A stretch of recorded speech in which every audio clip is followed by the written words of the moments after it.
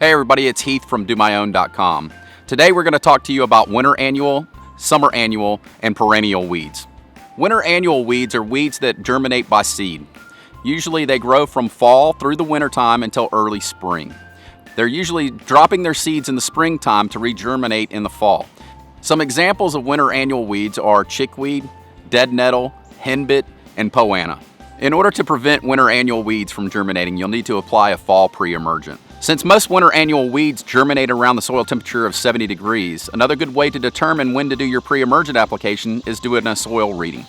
With that, you want to make sure that you're applying that pre-emergent prior to the soil temperature reaching 70 degrees. Another important fact is to make sure that you're not applying the pre-emergent when the soil temperatures are above 85 degrees. If you're not able to apply a fall pre-emergent because you're doing a renovation on your lawn, you'll need to either A, apply a post-emergent once that grass is mature, or B, wait until the warmer weather sets in to kill off those winter annual weeds. Summer annual weeds are much like winter annual weeds, and they will regerminate in the springtime by seed. Some examples of summer annual weeds are crabgrass, goosegrass, chamber bitter, and spurge, and many others.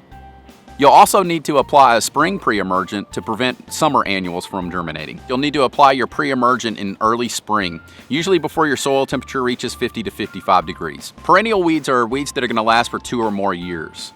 These are different from annual weeds, where annual weeds will overseed themselves every year. They will continue to survive through winter or through summer and regenerate off of a root system. You need to make sure that you're using a selective herbicide that's going to translocate through to kill the rhizome as well as the plant itself. There are many different perennial weeds. To name a few are wild violets, dandelions, Bermuda and fescue, or even rye and Bermuda.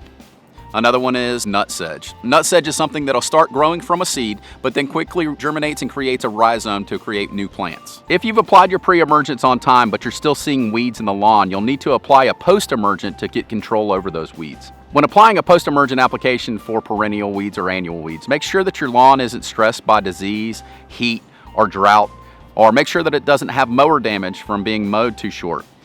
In addition to mowing, make sure that you're not mowing 3 days prior to the application or 3 days after the application to make sure that you get the most benefits from your application.